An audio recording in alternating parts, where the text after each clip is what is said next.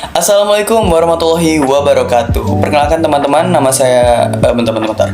Kayaknya kurang enak kalau misalkan kita ngobrol tapi ini kalau hitam putih kayak ini kayaknya kurang ya. Sebentar.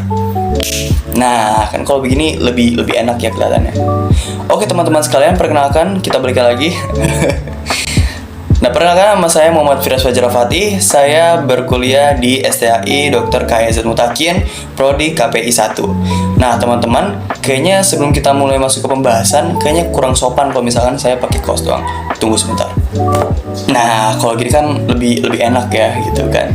Agama Islam pertama kali muncul di Jazirah Arab dibawa oleh Rasulullah Muhammad SAW. Sama seperti agama lainnya, agama Islam mempunyai suatu kitab yang bernama Al-Quran. Al-Quran adalah kitab yang diturunkan oleh Allah kepada Muhammad SAW melalui perantara malaikat Jibril untuk mengatur hubungan antara Allah dengan manusia dengan manusia lainnya, dan manusia dengan dirinya sendiri. Tentu saja saat ini tidak ada yang tidak tahu tentang Islam. Islam dahulu hanya sebagai sebuah agama di Jazirah Arab, namun kemudian sudah menyebar luas hampir ke seluruh penjuru dunia.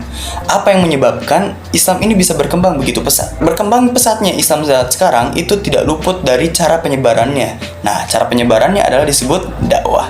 Dakwah inilah yang akan menjadi bahan materi kita saat ini. Nah, teman-teman, apa sih dakwah itu? Dakwah berasal dari kata da'a yang artinya menyeru. Ya, entah itu menyeru pada apa. Nah, yang disebut dengan da'a adalah ya menyeru gitu. Nah, dakwah itu secara lebih tepatnya secara bahasa itu berarti mengajak atau menyeru seseorang untuk kepada Allah. Ini sebagaimana tercantum dalam surat An-Nahl ayat 125. Serulah manusia kepada jalan Tuhanmu dengan hikmah dan juga pengajaran yang baik, dan berdebatlah dengan mereka dengan cara yang baik. Nah, oleh karena itu teman-teman, apa sih yang disebut dakwah itu? Dakwah berarti ya mengajak seseorang kepada jalan Allah gitu. Itu disebut dakwah Islam. Nah, dari ayat tersebut kita bisa mengetahui bahwa hakikatnya dakwah ini adalah ajakan untuk menyeru seseorang kepada Islam itu sendiri. Nah, oleh karena itu kita sudah mengetahui ya berarti apa itu dakwah ya? Dakwah itu adalah artinya ajakan gitu, ajakan untuk masuk ke dalam Islam. Hakikatnya seperti itu. Teman-teman, mari kita lanjut ke sumber normatif dakwah. Nah, sumber normatif dakwah itu ada berapa sih? Sumber normatif dakwah itu ada dua. Yang pertama, Al-Quran. Apa sih Al-Quran itu? Al-Quran adalah kalam Allah yang diturunkan kepada Nabi Muhammad melalui perantara malaikat Jibril dan disampaikan kepada manusia untuk menjadi pedoman hidup di dunia dan di akhirat. Apa saja sih yang dibicarakan dalam Al-Quran? Nah, yang pertama yang dibicarakan dalam Al-Quran pertama adalah akidah atau tentang ketuhanan. Dalam Al-Quran dijelaskan bahwa tiada Tuhan yang patut disembah selain Allah, dan itu adalah sumber utama akidah atau keimanan pada seorang muslim. Yang kedua, ada syariah. Syariah ini adalah hukum-hukum yang telah Allah tetapkan sebagai pedoman hidup atau sebagai ketentuan bagi manusia dalam menjalankan kehidupan sehari-hari. Yang ketiga, ada muamalah. Muamalah ini lebih ke bagaimana kita bersosial, karena dalam Islam segala sesuatu itu diatur, maka dalam pengaturan tersebut ada juga diatur dalam Islam, yaitu dalam hal muamalah atau kehidupan sosial. Yang keempat, ada sejarah. Nah, di Al-Quran ini teman-teman, ada juga sejarah-sejarah yang diselipkan untuk diambil hikmahnya dan dijadikan pelajaran bagi kita untuk masa yang akan datang. Yang kelima, ada ilmu pengetahuan.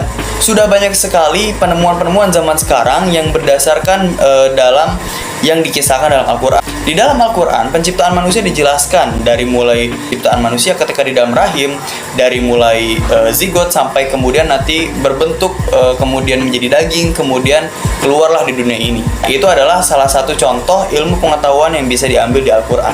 Oke, kita masuk ke fungsi Al-Quran. Yang pertama adalah mau'idhah hasanah atau pengajaran yang baik. Nah, teman-teman, maksudnya pengajaran terbaik adalah karena kita tahu bahwa pertama kali Al-Quran itu diturunkan adalah untuk membenarkan moralitas manusia dan juga cara mengatur kehidupan bersosial manusia, gitu kan. Jadi, sebagai contoh lah bagaimana caranya menjalani kehidupan. Yang kedua adalah Al-Quran sebagai syifa atau obat. Kenapa sebagai obat?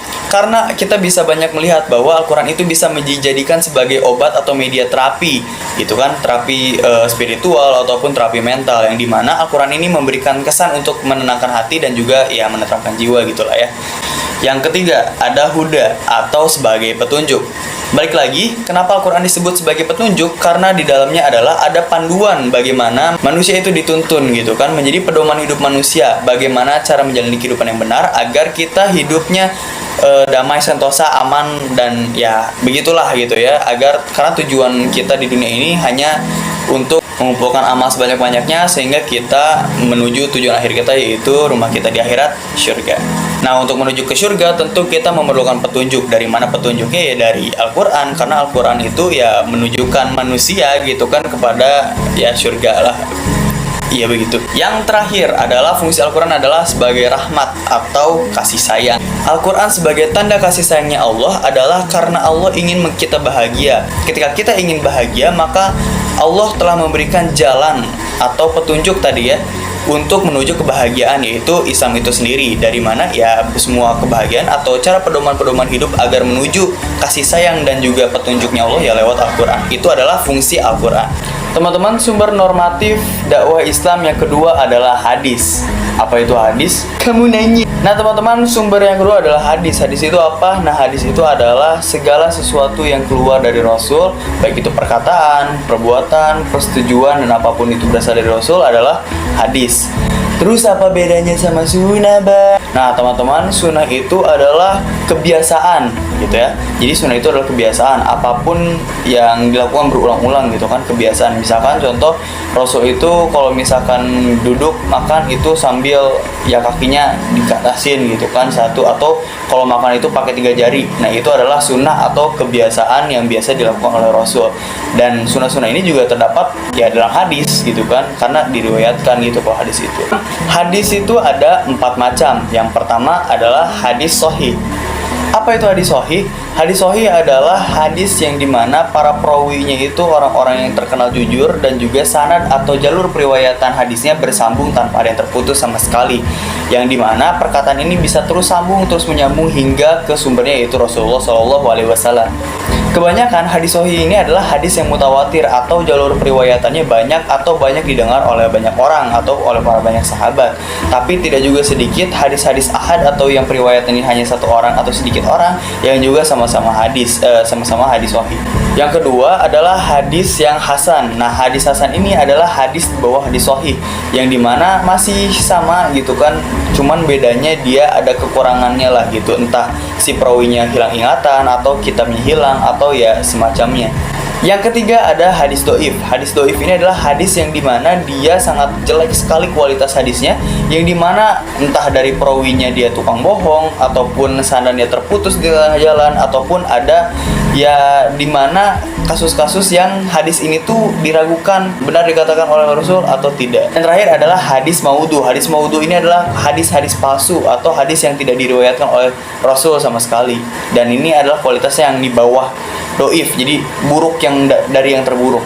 Teman-teman, hukum untuk melakukan dakwah adalah wajib, sebagaimana para ulama telah sepakat yang mengacu pada surat Ali Imran ayat 4 yang artinya, dan hendaklah ada di antara kamu segolongan umat yang menyuruh kepada kebajikan, menyuruh kepada yang ma'ruf, dan juga mencegah kepada yang munkar. Dan juga sebagaimana hadis Rasul, sampaikanlah dariku meskipun hanya 1 ayat. Hadis riwayat Tirmizi. Teman-teman, definisi ilmu dakwah itu sendiri adalah seni bagaimana mengajak orang untuk kepada Islam, menyuruh kepada Islam, teknik-teknik dan juga berbagai macam cara untuk melakukan dakwah itu sendiri. Intinya ilmu dakwah itu sendiri adalah cara-cara bagaimana menyampaikan dakwah, atau bagaimana agar dakwah kita bisa dapat diterima oleh orang lain. Bagaimana cara menarik orang melalui dakwah ini, bagaimana dakwah kita itu bisa tersampaikan, bagaimana Islam ini bisa tersampaikan dengan dakwah yang kita lakukan. Teman-teman, hakikat atau esensi dakwah ini secara teologi adalah karena tentang membahas tentang masalah ketuhanan. Dakwah ini adalah tentang masalah bagaimana cara kita menyampaikan dasar-dasar teologi atau ketuhanan dalam Islam atau akidah gitu ya. Dalam hal ini Islam mengajarkan bahwa ada suatu akidah yang dinamakan ketauhidan atau Tuhan yang satu gitu. Menyampaikan masalah ketuhanan adalah salah satu bagian dakwah atau dari esensi atau hakikat dakwah itu sendiri. Secara sosiologis, dakwah ini bertujuan untuk menjadikan dan menumbuhkan kesolehan sosial, di mana dalam berdakwah ini kita bisa menyebarkan pesan atau dakwah-dakwah Islam kepada orang luar gitu kan, kepada yang belum mengetahui. Nah teman-teman, seperti segala sesuatu itu pasti ada rukunnya. Tentu saja dakwah juga mempunyai rukunnya. Yang pertama ada dai atau si pendakwah itu sendiri, karena kalau misalkan nggak ada dai nggak jadi dakwah gitu ya. Seorang dai mempunyai suatu tugas, yaitu ada 4 tugas utama yang harus diemban oleh para pendakwah. Yang pertama adalah menguatkan akidah. Tentu saja sebagai seorang pendakwah yang kita pertama kali harus sampaikan atau kita dakwakan kepada orang lain adalah penguatan keimanan kita atau tentang akidah kita. Yang kedua adalah memotivasi ibadah. Seorang dai atau seorang pendakwah harus bisa memotivasi orang yang didakwahinya untuk selalu dekat dan beribadah kepada Allah, yaitu dengan cara dimotivasikan dan terus diingatkan, disemangati untuk semakin taat atau semakin dekat dan juga semakin rajin untuk beribadah. Ketiga, amar ma'ruf nahi munkar. Amar ma'ruf nahi munkar ini adalah yang pertama adalah menyeru tentang kebaikan, menyeru kepada kebaikan gitu kan. Yang kedua adalah mencegah adanya kemungkaran di muka bumi. Yang keempat, menolak budaya destruktif. Maksudnya ini adalah para pendakwah harus bisa meyakinkan ataupun harus bisa menyampaikan pesan bahwa kita tidak boleh melakukan sesuatu yang dapat berdampak kerusakan. Yang bagaimana caranya yang berada di amar ma'ruf nahi munkar itu. Pendakwah tentu juga harus mempunyai kompetensi diri gitu kan. Nah, karena apa jadinya kalau misalkan seorang dakwah itu tidak berkompeten gitu kan. Apa saja kompetensi diri yang harus dimiliki para pendakwah? Pertama adalah kemampuan komunikasi. Seorang pendakwah harus bisa berkomunikasi, harus bisa melihat lawan dakwahnya itu seperti apa, orang yang sedang dia dakwahi itu seperti apa. Kemampuan komunikasi inilah yang akan menentukan apakah pesan dakwah yang kita sampaikan itu tersampaikan kepada orang yang menerima dakwah kita. Kedua, ada pengetahuan psikologis. Pengetahuan psikologis ini penting karena seorang pendakwah atau seorang dai harus bisa melihat target dakwahnya. Harus melihat bagaimana kondisi psikologis si orang yang didakwahinya.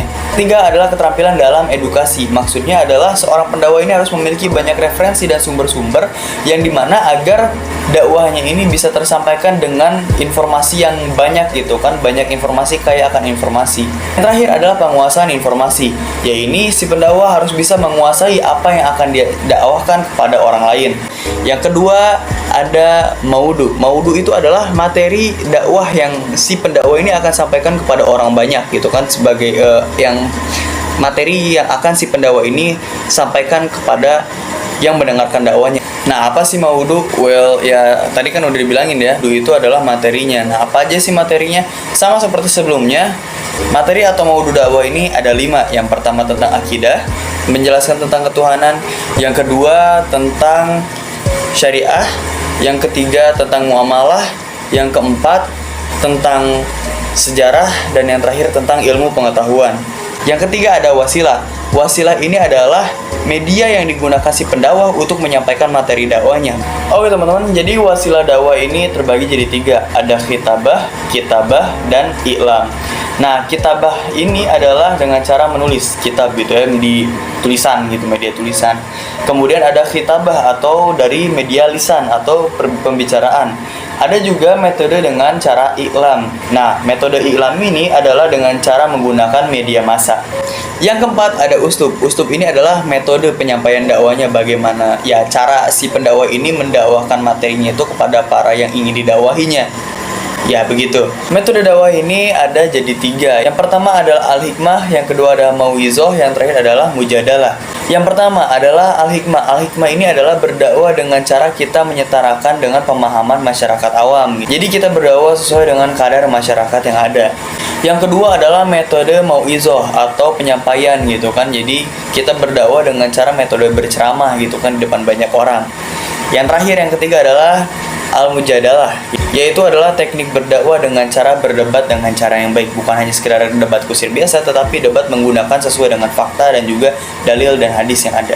Yang terakhir adalah mad'unya. Tentu bukan dakwah namanya ketika tidak ada orang yang menerima dakwahnya. Maka ketika seorang dai menyampaikan materi gitu kan, yang mendapatkan materinya disebut mad'u atau si objek dakwahnya, orang yang akan menerima dakwah. Oke, kita berlanjut kepada objek ilmu dakwah itu sendiri. Yang pertama adalah seorang dai atau seorang pendakwah. gitu kan. Seorang pendakwah ini adalah orang yang akan menyampaikan pesan dakwah kepada ya siapa saja gitu, dan itu ya makanya itu disebut seorang pendakwah gitu. Yang kedua, ada mitra dakwah. Mitra dakwah ini adalah teman ataupun siapapun yang menerima pesan dakwah dari seorang pendakwah atau dari seorang dai, maka dia disebut sebagai mitra dakwah gitu kan, orang yang tersampaikan pesan dakwahnya. Yang ketiga, ada metode dakwah. Metode dakwah ini adalah cara penyampaian pesan dari si pendakwah kepada si yang didakwahi gitu kan. Nah, itu adalah metode dakwah. Yang keempat, ada pesan dakwah. Pesan dakwah adalah materi yang disampaikan oleh pendakwah kepada yang didakwahi gitu kan. Jadi misalkan si pemateri ini, si pendakwah ini akan mendakwakan tentang masalah kekeluargaan dalam Islam, maka yang disampaikan adalah materinya itu adalah tentang kekeluargaan. Itu adalah objek dakwah. Oke, selanjutnya kita akan masuk ke metode dakwah. Metode dakwah ini ada banyak ya. Yang pertama ada dakwah nafsiyah, ada dakwah fardiyah, ada dakwah fi'ah qalilah, ada dakwah hizbiyah, ada dakwah ummah, ada dakwah suhbiyah. Metode dakwah yang pertama adalah dakwah fardiyah. Dakwah fardiyah ini adalah dakwah yang dilakukan oleh seseorang secara individu kepada orang lain, satu orang ataupun banyak orang dalam jumlah yang kecil.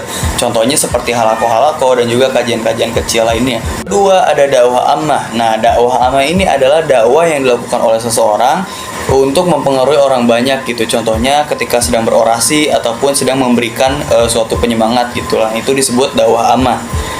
Dakwah ammah ini dilakukan juga secara lisan.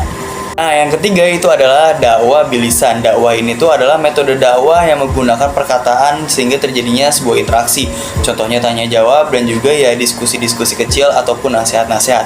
Itu adalah contoh dakwah bilisan. Teman-teman, ada juga dakwah yang keempat. Metode dakwah keempat ini disebut dakwah bilhal. Dakwah bilhal ini adalah dakwah dengan cara perbuatan. Cara perbuatan itu maksudnya ya selain kita mengajak seseorang, tapi kita juga ikut mengamalkan apa yang kita dakwakan tersebut. Itu adalah dakwah bilhal. Yang kelima, ada dakwah bitadwin. Dakwah bitadwin ini adalah dakwah melalui media tulisan, baik itu koran, buku, dan lain-lain.